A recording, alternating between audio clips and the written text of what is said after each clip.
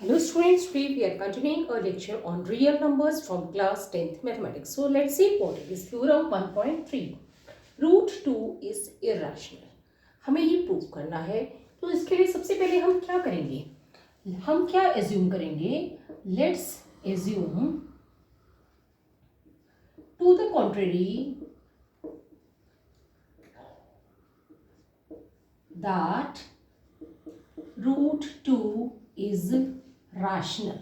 Okay, अगर हम कह रहे हैं कि रूट 2 है वो रैशनल है, that means it is equal to r upon s. Okay, अब आर अपॉन एस है तो r and s are integers and s is not equal to 0. Okay, first condition हमने फुलफिल कर ली है. अब हम क्या देख रहे हैं? आर और एस में कॉमन फैक्टर है, सो divide R and S by common factor so that we get co-prime numbers. Okay, तो R और S है वो बेसिकली इंटीगर्स हैं, बट इनके अंदर कुछ कॉमन फैक्टर हैं. तो हम क्या करेंगे? आर और एस को कॉमन फैक्टर से डिवाइड कर देंगे ताकि हमें को प्राइम नंबर मिल जाए.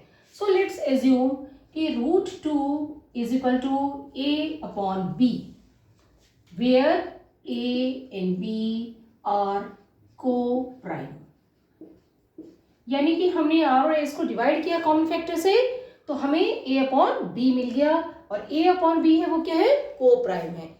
That means A and B does not have a common factor other than 1. Okay, कैसे होंगे ये नंबर? जैसे 2/3 है तो ये को प्राइम नंबर्स है, बिकॉज इनका खाली 1 फैक्टर है, इसके अलावा और कोई भी कॉमन फैक्टर नहीं है. 5/7 हो गए, इनमें भी एक ही कॉमन फैक्टर है, that is 1.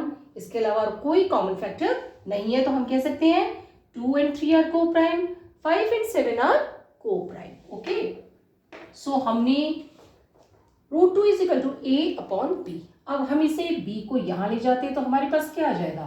b root 2 is equal to a. Okay, अब हम क्या करेंगे? स्क्वायर करेंगे दोनों साइड्स का. Squaring both sides. जब हम दोनों साइड्स का स्क्वायर करेंगे तो हमारे पास क्या आ जाएगा? b रूट 2 का भी स्क्वायर होगा और a का भी स्क्वायर होगा. ओके, अब हमने देखा b का स्क्वायर, b रूट 2, ये दोनों मल्टीप्लाई हो रहे हैं, तो हम b का स्क्वायर करेंगे तो b इंटू बी आ जाएगा हमारे पास b square. Okay, now root 2 का स्क्वायर होगा तो root 2 into root 2 is equal to 2, तो हमारे पास आ गया 2b square is equal to a का स्क्वायर होगा तो a into a is equal to a square. Okay, ये हमारे पास आ जाएंगे. ओके, नाउ हम जब नेक्स्ट स्टेप देखेंगे, हम क्या देख रहे हैं इसमें कि जो ये 2 है वो a स्क्वायर को डिवाइड कर रहा है, तो हमने इसमें क्या लिखा? 2 divides a square. So bye theorem, हम थ्योरम यहाँ पे अप्लाई करेंगे 1.2. 2 divides a. Okay, 2 divides a square. So by applying theorem 1.2, we will see that 2 divides a. हम इसे ऐसे समझ सकते हैं, सपोज a है, a इज इक्वल टू 6 है. ओके, तो that means 2 divides a square का मतलब है 2 divides 6 square, that is 6 into 6. Okay, इस जब हम थ्योरम 1.2 अप्लाई कर रहे हैं, that means this 2 divides 6 also. Okay, तो अब हम देख रहे हैं कि 2 अगर 6 स्क्वायर को डिवाइड कर रहा है तो 2 है वो 6 को भी, 2 है दैट डिवाइड्स 6 ऑल्सो. ओके, सो ये मैंने आपको समझाने के लिए यहाँ पे करके दिखाया है. नाउ अब हमने क्या इसमें देखा? 2 divides a square. So by theorem 1.2, 2 divides a. That means a is equal to 2c। c यहाँ पे क्या है, एक इंटीगर है ना। सो अब मैंने इसमें देखा कि यहाँ पे a की value a is equal to 2c है। अब ये जो इक्वेशन, सपोज मैंने इसे इक्वेशन 1 माना, तो putting value of a in equation 1 हमारे पास क्या आ जाएगा, 2b square is equal to 2c the whole square.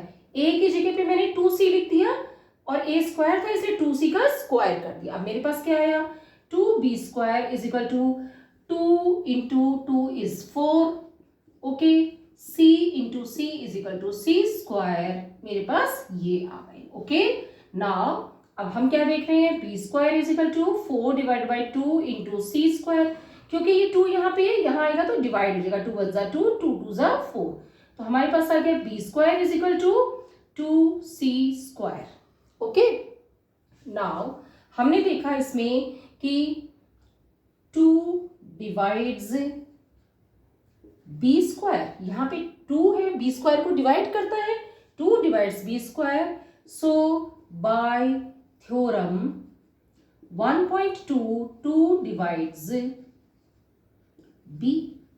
अब हम इसमें क्या देख रहे हैं कि यहाँ पे 2 है that divides b square, so bye theorem 1.2 2 divides b। अब हमने इसमें क्या देखा, इसका सीधा सा मतलब हो गया कि 2 divides a, 2 divides b, that means a and b have at least 2 as common factor। Okay, यानी कि जो a और b है इसका 2 एक कॉमन फैक्टर है। So this contradicts the fact that a and b are co-prime। हमने यहाँ पे क्या लिया था, a and b co-prime लिए थे, लेकिन अब हमने क्या लिखा कि 2 divides a and 2 divides b, that means कि at least a and b is at least 2 is common factor। इसका मतलब a और b है जिन्हें हमने co-prime लिया था वो co-prime नहीं है। So this contradicts the fact that a and b are co-prime। This contradiction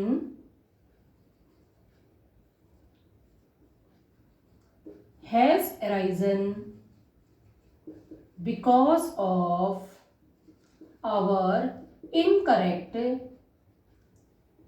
assumption that root 2 is rational. और ये जो कॉन्ट्राडिक्शन क्यों अराइज हुई, ये कॉन्ट्राडिक्शन इसलिए अराइज हुई है क्योंकि हमने इनकरेक्ट अजम्पशन किया था कि रूट 2 है वो रैशनल है। Okay, so we conclude root 2 is irrational. Okay, तो ये सारे स्टेप्स हमें फॉलो करने हैं और इस तरीके के क्वेश्चंस को इसी तरीके से सॉल्व करता। आई होप कि आपको ये समझ आ गया होगा। अगर कोई चीज़ नहीं समझ आई तो कमेंट बॉक्स में लिख के पूछ सकते हैं। वीडियो पसंद तो लाइक करें, चैनल को सब्सक्राइब करें, अपने फ्रेंड्स के साथ शेयर करें। Thank you.